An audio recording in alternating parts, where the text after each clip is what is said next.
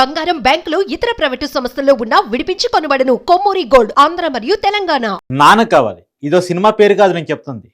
నిజంగానే కన్న బిడ్డలు తండ్రి ఇంటి ముందు మాకు మా నాన్న కావాలి, మా నాన్నతో మాట్లాడాలని ధర్నా చేస్తున్నటువంటి విషయాన్ని నేను మీకు చెప్తా ఉన్నాను. ఇది నిజంగా మీకు వినటానికి విడ్డూరంగా ఉన్న జరుగుతున్న నిజం. మళ్ళా చిన్న కుటుంబంలో జరుగుతున్న వివాదం కాదు ఇది.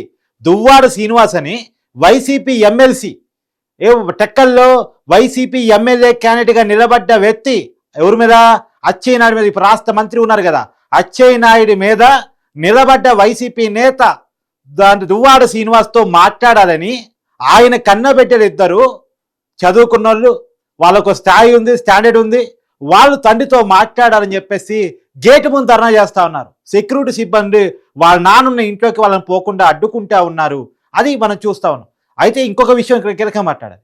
ఇక్కడ ఈయన వ్యక్తిగత విషయాల గురించి మాట్లాడుకోదలుచుకున్నప్పుడు వాస్తవానికి వ్యక్తిగతలు అవసరం లేదు, కానీ ఈయన ప్రజా జీవితంలో ఉన్నాడు, అందరికీ ఆదర్శంగా ఉండాలి. కానీ ఆదర్శంగా ఉండాల్సిన వ్యక్తి విషయంలో జరుగుతున్న విషయం ఇది. అందరికీ చెప్పే శ్రీరంగ నీతులు, కానీ ఈయన విషయంలో ఈయన చేస్తుంది అని చెప్పాలి.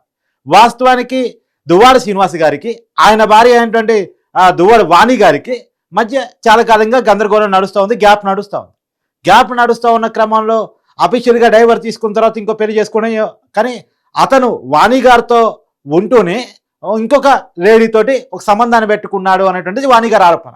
సరే, ఆ సంబంధం కర్త వాళ్ళ వచ్చి గ్యాప్గా మారింది. ఆమెతో కలిసి ఉంటున్నాడు. ఎవరైతే రెండో వ్యక్తితో కలిసి సహజీవనం చేస్తున్నాడు, పెళ్లి కూడా చేసుకున్నాడని చెప్పేసి ఆయన చెప్పుకుంటా ఉన్నారు. తిరుపతిలో నేను చేసుకున్నారు పెళ్ళని. సో రెండో వ్యక్తితోటి ఆయన ఉంటా ఉన్నారు, దువ్వాడ వాణికి దూరంగా ఉంటూ ఉన్నారు. ఇది వైసీపీలో కూడా పెద్ద పంచాయతీ అయింది. వైసీపీలో ఒక టైంలో దువ్వాడ శ్రీనివాస్, వాస్తవానికి జగన్మోహన్ రెడ్డి ఈసారి ఎలక్షన్స్ కోసం మొట్టమొదటి అనౌన్స్ చేసిన క్యాండిడేట్ ఎవరన్నా ఉన్నారంటే టెక్కల నుంచి దువ్వాడ శ్రీనివాస్ అని అనౌన్స్ చేశారు. అనౌన్స్ చేసిన కొద్ది రోజులకే లేదు మా క్యాండిడేట్ దువ్వాడ శ్రీనివాస్ కాదు, ఆయన భార్య వాణికి ఇన్ఛార్జ్ ఇస్తున్నట్టు ప్రకటించారు. మళ్ళీ వాణికి ఇన్ఛార్జ్ ఇచ్చిన కొన్ని రోజులకే ఆయన ఏం కథ నడుపుకున్నాడు వాళ్ళ అధినాయకుడి దగ్గర, మళ్ళీ వాణిని పక్కన పెట్టేసి దువ్వాడ శ్రీనివాస్ని ఇన్ఛార్జిగా పెట్టి క్యాండిడేట్గా పెట్టారు. అప్పుడు దువ్వాడ వాణి ఎవరైతే దువ్వాడ శ్రీనివాస్ భార్య ఉన్నారో ఆమె పోటీ చేయడానికి సిద్ధపడ్డారు. అంటే ఇండిపెండెంట్గా పోటీ చేయడానికి సిద్ధపడ్డారు. దువ్వాడ శ్రీనివాస్కు వ్యతిరేకంగా పార్టీ తన భర్త తనకు చేస్తున్న అన్యాయం మీద తిరగబడాలని అనుకున్నారు. కానీ తర్వాత పార్టీ పెద్దలు సముదాయించేసి ఏదో న్యాయం చేస్తాం, మీకు రావాల్సినటువంటి అన్ని రకాల మంచి చెడు చూస్తామని చెప్పేసి పార్టీ పెద్దలు ఒక రకంగా వాణిని బుజ్జగించేసి ఆపారు. ఆ రోజు పోటీ చేస్తుంటే దువ్వాడ శ్రీనివాస్కి చాలా పెద్ద ఇబ్బంది అయి ఉండేది.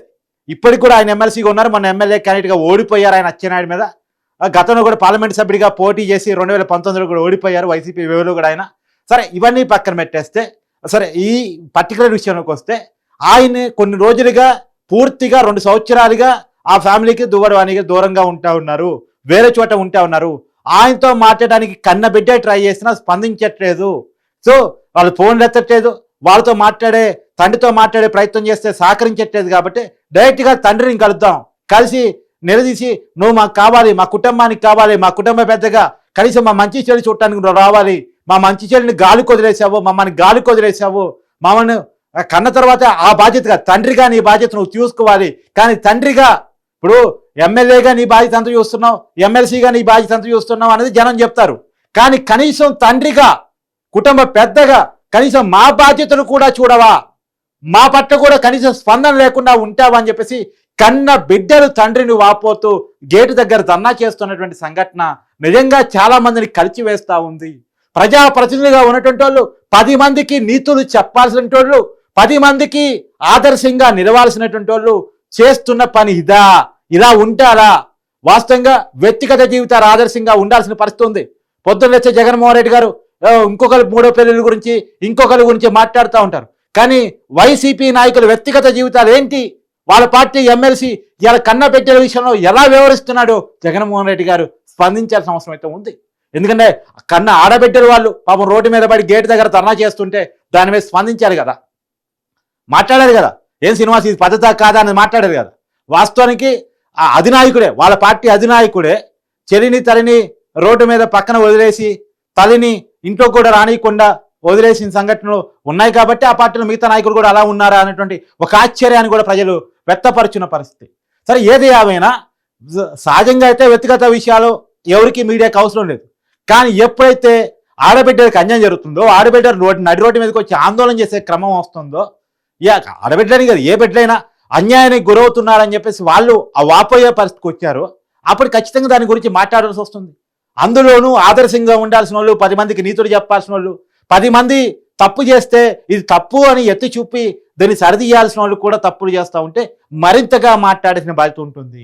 దువ్వాడ శ్రీనివాస్ గారు, ఇప్పుడు మీరు పైనే ఉన్నారు, కింద గేటు దగ్గర మీ కూతురు ధర్నా చేస్తున్నారు, వాళ్ళతో వచ్చి మాట్లాడడానికి మీకు వచ్చిన ఇబ్బంది ఏంటి? మంచి చెడు వాళ్ళతో మాట్లాడాలి, వాళ్ళ మంచి చెడు మీరు చూడాలి. సరే, దీంట్లో మీ వర్షం ఏదైనా ఉంటే మీరు కూడా మీడియా ముందుకు వచ్చి చెప్పండి, కాదనేది లేదు. కానీ ఏది ఏమైనా సరే కన్నబిడ్డల మంచి చెడు చూడాల్సిన బాధ్యత తండ్రిగా మీకు ఉంటుంది, వాళ్ళ భూమి మీద తీసుకొచ్చిన వ్యక్తులుగా మీకు ఉంటుంది. ఇవాళ మీ కన్నబిడ్డలేగా ధర్నా చేస్తుంది. కాబట్టి ఈ విషయంలో దువ్వాడ శ్రీనివాస్ స్పందించాలని చెప్పేసి అందరూ కోరుకుంటా ఉన్న పరిస్థితి. ఇవాళ వాళ్ళు మీడియా ముందుకు వచ్చారు, మీడియా ముందు వాపోతా ఉన్నారు. ఆమె భార్య వాణి గారు కానీ, తర్వాత ఆమె బిడ్డలు కానీ, ఏంటి ఈ పరిస్థితి, మా కుటుంబం ఈ రకంగా మారిపోయింది, దువ్వాడ శ్రీనివాస్ వైఖరి వ్యవహార శైలి మారాలి, తర్వాత వాళ్ళ కూతురు మంచి చేయడు. ఇప్పుడు భార్యతో విడాకులు తీసుకోపోవడం చట్ట ఏం ఫాలో అవుతాడు ఏంటి అనేది పక్కన పెట్టేస్తే కన్నబిడ్డల మంచి చెడు చూడాల్సిన బాధ్యత ఒక తండ్రికి ఉంది. కాబట్టి ఆ విషయంలోనన్నా దువ్వాడ శ్రీనివాస్ స్పందించాలి అనేటువంటిది అందరూ అడుగుతున్నటువంటి ప్రశ్న. వాస్తవానికి వీళ్ళ మధ్య వైరం ఎప్పటి నుంచో నడుస్తున్నప్పటికీ కూడా కాదు, చానాలుగా వాస్తవానికి వాళ్ళు ఇయ్యాలకి రోడ్డు ఎక్కింది కాదు, చానాలుగా తండ్రి మారతాడని, తర్వాత తన భర్త మారతారని వాణి, తండ్రి మారతారని వాళ్ళ బిడ్డలు చాలా చూశారు, చాలా రకాలుగా చెప్పించే ప్రయత్నం చేశారు, పార్టీ పెద్దల ద్వారా చెప్పించే ప్రయత్నం చేశారు, బతిలాడుకునే పని చేశారు. కానీ అతని వ్యవహార శైలి మారకపోవటం, కనీసం మంచి చెడు చూసే పని కూడా లేకపోవటం. సరే, ఒక బిడ్డకేమో పెళ్ళైందంటే ఇంకో బిడ్డకేమో పెళ్లి కావాల్సిందంట. సో మరి ఇలాంటి కీలకమైన సమయంలో బిడ్డలకి అండగా తండ్రి ఉండాలి. కానీ అలా లేకుండా వ్యక్తిగత జీవితంలో విలువలను గాలికి వదిలేసి ఆయన గడుపుతున్నాడు అనేటువంటి ఒక ప్రశ్న కూడా ఇక్కడ లేవనెత్తుతా ఉంది. కాబట్టి ఏది ఏమైనా దీని మీద దువ్వాడ శ్రీనివాస్ స్పందించాల్సిన పరిస్థితి అయితే ఉంది. ఇలా కన్నబిడ్డల గేట్ కాడ ధర్నా చేస్తున్న విజువల్స్ కూడా మనం పక్కన చూస్తూ ఉన్నాం. సో వాడితో దువ్వాడ శ్రీనివాస్ మాట్లాడాల్సిన తప్పనిసరి పరిస్థితి అయితే ఉంది. అసలు వాస్తవానికి ఏంటంటే ప్రజాప్రతినిధిగా ఉన్నాడు, దాక్కొని బతకాల్సిన అవసరం లేదు, డోర్లు మూసుకొని బతకాల్సిన అవసరం లేదు, గేట్ వేసుకొని భద్రతా సిబ్బందిని వేసుకొని బతకాల్సిన అవసరం లేదు. అందరితో మాట్లాడగలిగే పరిస్థితి ఉండాలి. కానీ అందరితో మాట్లాడడం పక్కన పెడితే కన్న బిడ్డలతో కూడా మాట్లాడే పరిస్థితి లేకపోవడం అనేటువంటిది నిజంగా విడ్డూరం, బాధాకరం. నిజానికి ఆయన వైసీపీ ఎప్పుడు ఎంకరేజ్ చేస్తూనే ఉంది. వాళ్ళు ఎంపీ ఓడిపోయిన ఆయనకి ఎమ్మెల్సీ పదవి ఇచ్చింది. ఎమ్మెల్సీ పదవి ఉండగానే ఎమ్మెల్యే టికెట్ ఇవ్వడానికి టెక్కలకి ఇన్ఛార్జిగా ప్రకటించింది. తర్వాత కాదు అని చెప్పేసి మళ్ళీ ఆయన భార్యకి ఇచ్చినట్టే ఇచ్చి మళ్ళీ ఆ భార్యని కాదని మళ్ళీ దువ్వాడ శ్రీనివాస్కే టికెట్ ఇచ్చింది. టెక్కలో పోటీ చేసి మన ఓడిపోయాడు. ఓడిపోయినప్పటికీ కూడా ఇంకా ఎమ్మెల్సీ పదవి. సో పార్టీ రకంగా, ప్రభుత్వ రకంగా అన్ని రకాల పదవులు అనుభవిస్తున్నటువంటి దువ్వాడ శ్రీనివాస్ గారు మరింత బాధ్యతగా, మా ఊరు వ్యక్తుల కంటే కూడా మరింత బాధ్యతగా మెలిగి ఇవాళ వస్తున్నటువంటి అన్ని ప్రశ్నలకి సమాధానం చెప్పి నైతికత పాటించాల్సిన అవసరం ఉంది అనేటువంటిది ప్రతి ఒక్కరు రేజ్ చేస్తున్న ప్రశ్న. సరే, కూతురు తండ్రితో మాట్లాడాలని అనుకుంటున్నారు కదా, వాళ్ళకంటే దువ్వాడ శ్రీనివాస్ స్పందించట్లేదు. సరే, మనకన్నా స్పందిస్తాడేమో, ఆ విషయం మీద ఏమైనా క్లారిటీ ఇస్తాడేమో, ఒకసారి మాట్లాడే ప్రయత్నం చేద్దాం, ఫోన్ చేసే ప్రయత్నం చేద్దాం. ఫోన్ అయితే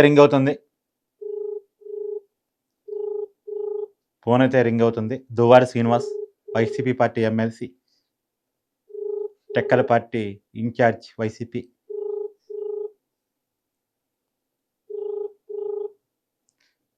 ఎందుకు భార్య బిడ్డల్ని అలా వదిలేశారో, వాస్తవానికి మీడియా ఫోన్లు ఎత్తడం మానేసినట్టున్నాడు. అది మీరు కాల్ చేస్తున్న వ్యక్తి స్పందించడం లేదు అనేది, జనానికి స్పందించట్లేదు, మీడియాకి స్పందించట్లేదు, కన్న బిడ్డలకు కూడా స్పందించట్లేదు. ఇది ఇప్పుడు ఆయన ఉన్న పరిస్థితి.